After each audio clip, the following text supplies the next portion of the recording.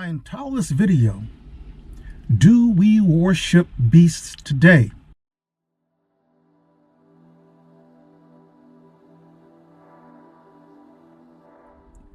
If you've watched any of my past videos, I show that the beast of Revelation chapter 13, yet to come, will be a kingdom and a throne. One kingdom and throne that is yet to come, that will have authority and power over the entire earth. There will not be many kingdoms. There will only be one. I know many Christians who say, well, no, the beast is a man, the beast is the Antichrist. No, it's not. Now, at Revelation chapter 13, I show where it is the dragon who gives his power, his throne, and great authority to the beast. The beast that's going to arrive in future days is a kingdom and a throne. Now, if you go to Daniel chapter 7, beginning at verse 17, we read this. The four beasts are four kings, that is kingdoms, that will arise from the earth. So we see right here that beasts are likened to kings, kingdoms, thrones. There is more. If we jump over to Daniel chapter 8, verse 20, we read this. The two-horned ram that you saw represents the kings of Media and Persia. A ram is a beast. Verse 21, the shaggy goat, a goat is a beast, is the king of Greece. Without going any further, I simply want to establish what a beast is symbolically, as mentioned in the book of Revelation, and also here at Daniel chapter 7 and Daniel chapter 8. Beasts represents kings, kingdoms, thrones. So if anyone attempts to convince you that the beasts of Revelation chapter 13 are or will be some Antichrist, they're lying to you. They have no idea what they're talking about. The beast that comes out of the sea at Revelation chapter 1, and the beast that comes out of the earth at Revelation chapter 11. And also there's a beast mentioned in Revelation chapter 17. This beast is scarlet in color. It resembles the beast that comes out of the sea at Revelation chapter 13, verse 1, except this beast doesn't have any crowns on its horns. This is the same beast. We're simply seeing it at a different time in its existence. It has lost its power, its kingly power, and something else rules it. Because we see a woman sitting on top of it. This woman represents something too. So this beast will have its time in future days where it'll be controlled by kings, kingdoms, and later on is going to lose all that, and a woman. And this woman will be quite something to behold. Now, this is not a literal woman, but she will control this beast. How do we know that she controls it? Because she's sitting on top of it. If you're riding say a horse, for example, you're controlling that horse. So this woman is sitting on top of this beast and she controls it. She directs it. In fact, she even controls the kings who at once formerly controlled it. She'll have a kingdom even over them. That's what we're told there at Revelation chapter 17. But my point here, people, is that I want you to understand what the beast and what beasts represent. Simply read Daniel chapter 7 and Daniel chapter 8. And also read Revelation chapter 13, beginning at verse 2 down to verse 4.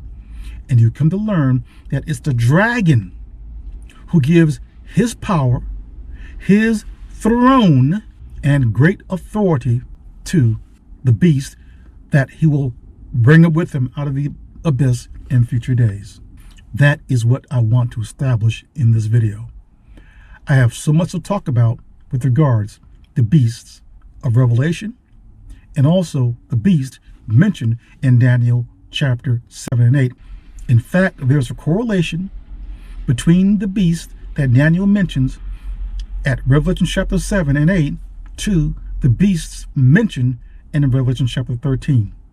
Now, don't confuse what's written in Daniel chapter 7 and 8 with what is written in Revelation chapter 13 and Revelation chapter 17. Because all the beasts mentioned in Daniel chapter 7 and Daniel chapter 8 are not mentioned in Revelation chapter 13. It is much better to rely upon God's wisdom and knowledge, and not the wisdom of the human entity, to tie these things together and come to an understanding of what they are, so that you own that knowledge and you own that wisdom, and you're not fumbling about in the dark trying to make sense of this. The first thing that you must do is to come to understand that the contents of the book of Revelation have not had a start of fulfillment. The start of fulfillment of the things mentioned in the book of Revelation are more than 1,000 years in the future. Read Revelation chapter 1 verse 1. We're told that this is a revelation from Jesus Christ that God gave him. So God is the author of the book of Revelation. And why was it given to Christ Jesus? To show his servants what must shortly take place. That's the key element right there. To shortly take place. To shortly take place after what is the question we all should be asking. The answer can be found at Revelation chapter 20, verse 7 and 8, where the Apostle John writes under angelic inspiration, after the 1,000 years are over or have ended, what happens then? Satan is released from the abyss. He's released from his prison. And then what does he do? We're told right there, he goes out to the four corners of the earth, Gog and Magog, to deceive the entire, not some of it, but the entire inhabited earth. Satan the devil, or the dragon, will be locked up. He's not locked up yet, but he will be imprisoned for 1,000 years. Why 1,000 years? Because something wonderful is going to occur on the earth. When all the nations are destroyed, and we all have died and will have been brought back to life again, that is born again from the dead, resurrected into Christ 1,000-year kingdom. Yes, when the great resurrection of the dead begins, we all will be resurrected into Christ 1,000-year kingdom that will be here on the earth. Think about that. Christ 1,000-year kingdom, many of you know this as the millennium, that's 1,000 years. His 1,000-year kingdom is the exact same duration as the imprisonment of Satan the devil, 1,000 years. So the devil will be locked up or in prison for 1,000 years. He will not be able to interfere with Christ's 1,000-year kingdom or administration over the earth. So when the 1,000 years ends, then Satan's released from his prison. That is the meaning of to show his servants what must shortly take place. So the book of Revelation is all about what will shortly take place after Christ's 1,000-year kingdom over the earth ends. That is still yet future. That's when the start of fulfillment begins. Nothing within the book of Revelation has had a start of fulfillment today. Nothing. Namely, there is no beast. It hasn't arrived yet. There is no 144,000, as the Watchtower claims. They haven't arrived yet either. There is no great multitude or great crowd. When the contents of the book of Revelation will have fulfillment, all these countries, all these nations that we see today will have long been destroyed, a thing of the past, forgotten. When the nations of the world are destroyed, 3 kingdoms will follow. First, Christ's kingdom of 1,000 years will exist and then end. It has a beginning and an end. And his disciples asked him about that at Matthew chapter 24, verse 3. They asked him, what will be the sign of your return or coming and the end of the age? What age were they referring to? Christ's 1,000-year kingdom. They wanted to know when that age, 1,000 years, would end. That's what they were asking him. So Christ's kingdom must run its course of 1,000 years and end. Then when it ends, something else will come up out of the abyss with Satan that he will establish. He will establish his kingdom and throne of the beast over the entire earth. That beast, it will be a real kingdom, it'll be a real throne, and it will deceive the entire earth in future days. Notice I didn't say world, I said earth. Earth as in human beings. Because we will be the ones who will inhabit the earth, but we'll be different. We'll be transformed. We'll be knowledgeable. We will know good and bad. We will not be ignorant. And so the throne or kingdom of the beast will run its course, and God will destroy it. And what follows the destruction of the kingdom of the beast? Our answer is in Revelation chapter 21. Beginning at verse 1 and 2. God's kingdom comes down to the earth, just as Jesus taught us to pray to come at Matthew chapter 6, verse 9 and 10. But at Revelation chapter 21, verse 1 and 2, we read about a new heaven and a new earth. New Jerusalem coming down to the earth out of heaven. So this teaching about going to heaven makes no sense, does it? Because if God's kingdom is coming down to the earth, what need is there to go up to heaven? We didn't come from that place. This world will be destroyed, but the earth itself will not be destroyed. There's a difference. So when God's kingdom comes down to the earth, there will be no more kingdoms after that. God's kingdom will be an indefinite, everlasting kingdom. No more human rule.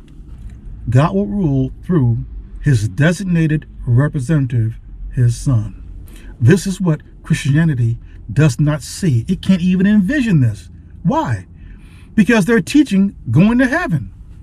That makes absolutely no sense. That's why they don't even trust the book of Revelation, because they don't understand it. They don't see the big picture. If you want to understand the contents of the book of Revelation, ask the Father. Ask for his holy words. Read in an undertone the contents of the book of Revelation. It is a spiritual experience. You don't read it just once. You read it and you ask God to help you understand it. Be incessant. Be a pest about it and asking for understanding and knowledge. Do not seek the wisdom and understanding of human beings, because you will never come to know it. You will never come to understand it. Religion will not get you there either. Only God, through his Son, the holy words, will help you understand and see what's going on with this book that many people would say is mysterious. It used to be mysterious to me. It isn't any longer. I understand it. And I have to give credit to God himself through his Son. I've asked him for years, please, please, please help me to understand your words. And that would include Revelation. If one thinks about it, no other book in this canon that men name Bible says that it is from God, other than the book of Revelation. Right at the beginning, we're told that this is a revelation from Jesus Christ that God gave him. God gave Christ the revelation. So therefore, God is the author. It came from God. In my view, The book of Revelation has no business being in this canon called the Bible. It should be a stand-alone book. That it has been included in this book men name the Bible is why so many are confused. Much more will come.